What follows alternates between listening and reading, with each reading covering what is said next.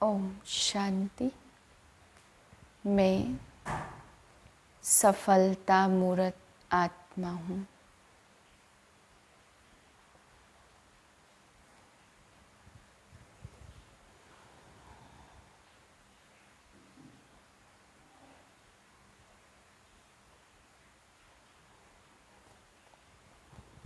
इक्कीस सात की वाणी है। बाबा कहते, मीठे बच्चे सदा खुशी में रहो तो स्वर्ग की बादशाही का नशा कभी भूल नहीं सकता। प्रश्न है, बाप कौन सी वंडरफुल सैपलिंग लगाते? उत्तर, पतित मनुष्यों को पावन देवता बना देना। यह वंडरफुल सैपलिंग बाप ही लगाते। जो धर्म प्रायः लोप है उनकी स्थापना कर देना वंडर है। दूसरा प्रश्न, बाप का चरित्र कौन सा है? उत्तर है, चतुराई से बच्चों को कौड़ी से हीरे जैसा बनाना। यह बाप का चरित्र है। बाकी कृष्ण के तो कोई चरित्र है नहीं, वह तो छोटा बच्चा है। गीत है, रात के राही थक मत जाना, सुबह की मंजिल दूर नहीं। ओम शांति। मीठे मीठे बच्चे जानते कि यह कोई गीत यहाँ का बनाया हुआ नहीं है। गीत जब सुनते हो तो समझते हो बरोबर बाबा हमारा हाथ पकड़कर ले चलते हैं। जैसे छोटे बच्चे होते समझते हैं हाथ न पकड़ने से गिर न पड़े। अभी वैसे तुम जानते घोर अंधियारा है, ठोकरें ही ठोकरें खाते रहते।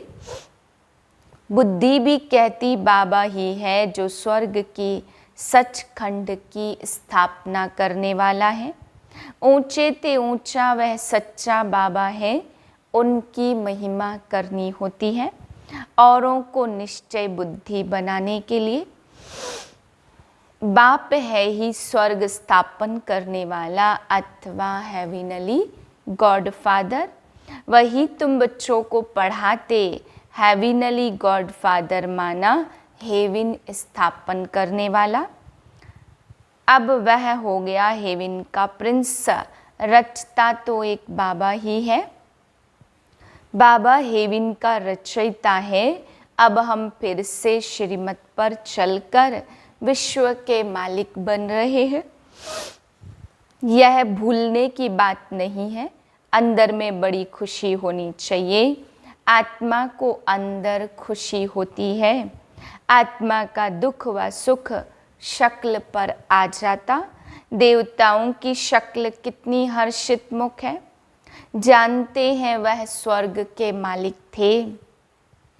समझाने के लिए बाबा बोर्ड आदि बनवा रहे हैं। हेविनली गॉड फादर की महिमा ही अलग, हेविनली प्रिंस की महिमा अलग है। वह रचयिता, वह रचना तो मनुष्यों को अच्छी रीति समझ में आए। जिसको परमपिता परमात्मा कहते वही पतित पावन है। वह बेहद का रचयिता है। उस जड़ झाड़ की आयु कोई फिक्स नहीं होती।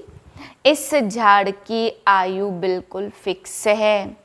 इस मनुष्य सृष्टि झाड़ की आयु पूरी एक्यूरेट होती, ऐसे और कोई की होती नहीं है। एक सेकंड का भी फर्क नहीं पड़ सकता। वैरायटी झाड़ है। जगन्नाथपुरी में चावल का हांडा चढ़ाते तो उसमें 4 भाग हो जाते। यह सृष्टि भी 4 भागों में बटी हुई है। एक सेकंड भी कम ज्यादती नहीं हो सकता। तुम जानते हो बाप ने 5000 वर्ष पहले भी समझाया था, हूबहू वैसे ही समझा रहे हैं। निश्चय है 5000 वर्ष बाद फिर हेविनली गॉड फादर स्वर्ग की स्थापना करने वाला हमको स्वर्ग की बादशाही प्राप्त कराने के लिए लायक बना रहे हैं। बाबा लायक बनाते और रावण नालायक बनाते, जिससे भारत कोड़ी जैसा बन पड़ता। बाबा ऐसा हमें लायक बनाते जो भारत हीरे जैसा बन जाता। नंबरवार मर्तबे तो होते ही हैं, हर एक का अपना अपना कर्म बंधन का हिसाब किताब है। कोई पूछते बाबा हम वारिश बनेंगे या प्रजा, तो बाबा कहते अपना कर्म बंधन देखो, कर्म अकर्म विकर्म की गति तो बाप ही समझाते। बाबा हमेशा कहते अलग अलग राय पूछो अपने लिए, बाबा बताएंगे तुम्हारे हिसाब किताब किस प्रकार के हैं, तुम क्या पद पा सकते हो। सारी राजधानी स्थापन हो रही है, एक बाप ही किंगडम स्थापन करते, बाकी सब अपना अपना धर्म स्थापन करते। सतयुग में लक्ष्मी नारायण का राज्य था ना, वह है उन्हों की प्रारब्ध, सो भी नंबरवार। उन्होंने प्रारब्ध कैसे पाई अभी तुम देख रहे हो। बाप कहते मैं कल्प कल्प के संगम पर आता हूँ, अनेक ऐसे कल्प के संगम बीते हैं और बीतते चलेंगे। अब यह दुनिया खत्म होने वाली है, सबको जाना है। तो बाप कहते मैं सबका गाइड बनता हूँ, दुख से लिबरेट कर सदैव के लिए शांति धाम सुख धाम ले जाता हूँ। मनुष्य कहते मन को शांति कैसे मिले, ऐसे कभी नहीं कहेंगे कि सुख मिले। शांति के लिए कहते सब शांति में ही जाने वाले हैं, फिर अपने अपने धर्म में आने वाले हैं। अब तुम बच्चों को मैं सब शास्त्रों का सार समझाता हूँ।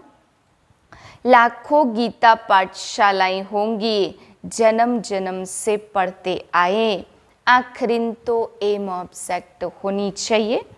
जो कुछ पढ़ते शास्त्र सुनाते तो सिर्फ शरीर निर्वाह चलता, ऐसे नहीं मुक्ति जीवन मुक्ति पा लेते, वह भगवान को पा लेते। भगवान को तो जानते ही नहीं, समझते हैं। हनुमान गणेश सब में भगवान है, सर्वव्यापी का बुद्धि में बैठा हुआ है। बाबा ने समझाया जो जिस भावना से जिसकी भक्ति करते, वह भावना उनकी पूरी करने के लिए मैं साक्षात्कार करा देता हूँ।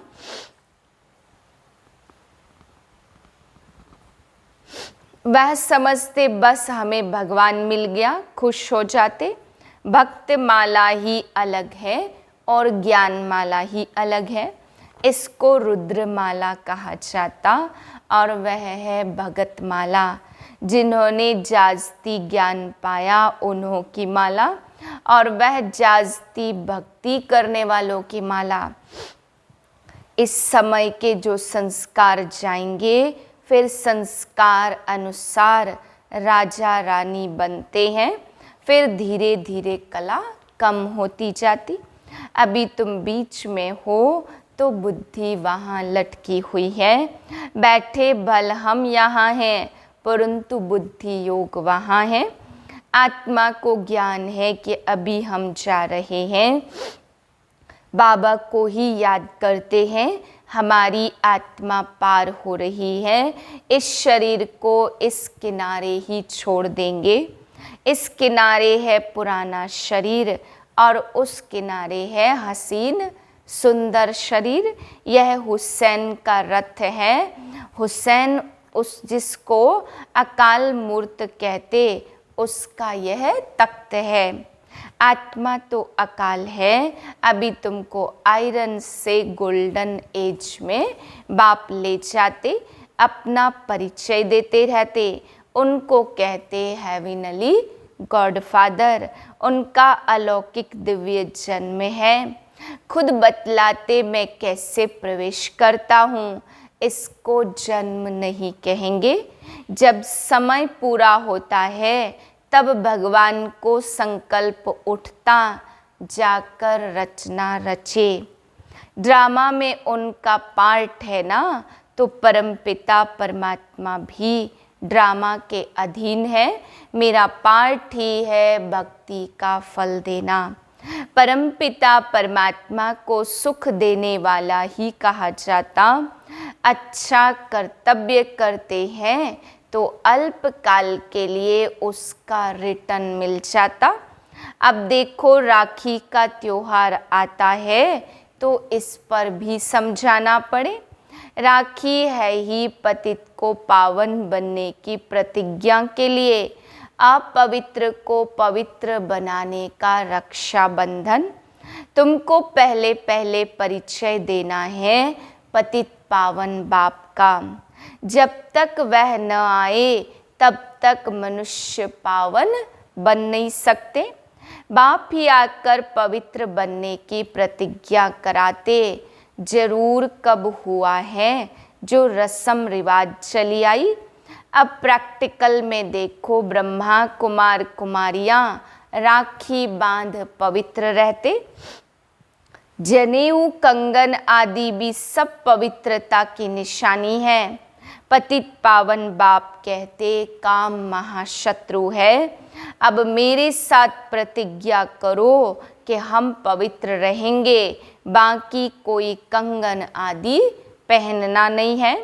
बाप कहते प्रतिज्ञा करो, मुझे 5 विकार दान करो।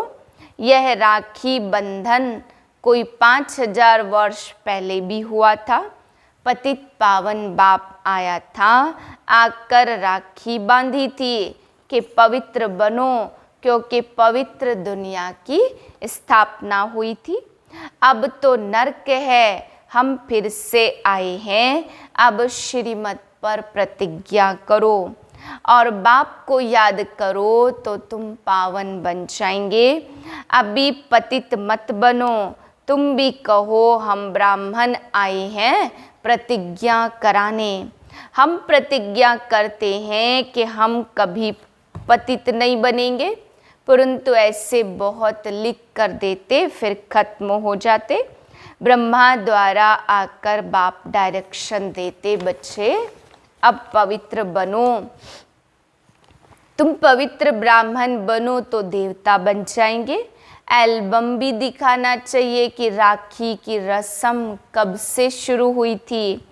अभी संगम पर पवित्रता की प्रतिज्ञा की हुई है, जो फिर 21 जन्म पवित्र रहते हो।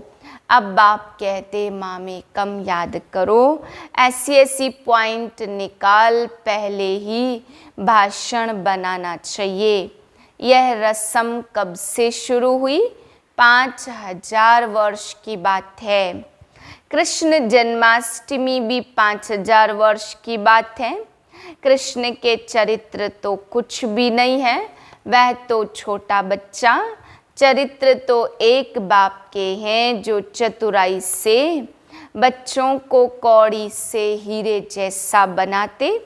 बलिहारी उस एक की ही है और किसका बर्थडे मनाना कोई काम का नहीं। बर्थडे मनाना चाहिए एक परमपिता परमात्मा का, बस। मनुष्य तो कुछ भी नहीं जानते।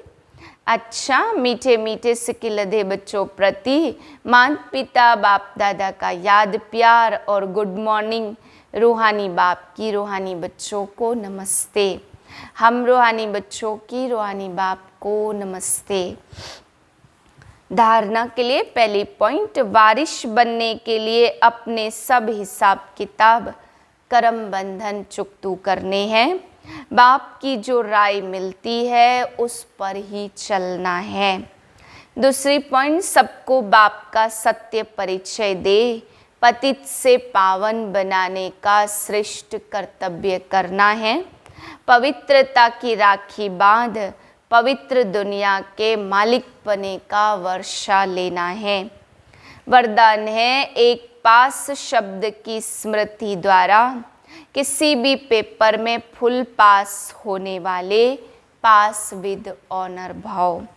किसी भी पेपर में फुल पास होने के लिए उस पेपर के क्वेश्चन के विस्तार में नहीं जाओ, ऐसा नहीं सोचो कि यह क्यों आया, कैसे आया, किसने किया। इसके बजाय पास होने का सोचकर पेपर को पेपर समझकर पास कर लो। सिर्फ एक पास शब्द स्मृति में रखो कि हमें पास होना है, पास करना है और बाप के पास रहना है, तो पास विद ऑनर बन जाएंगे।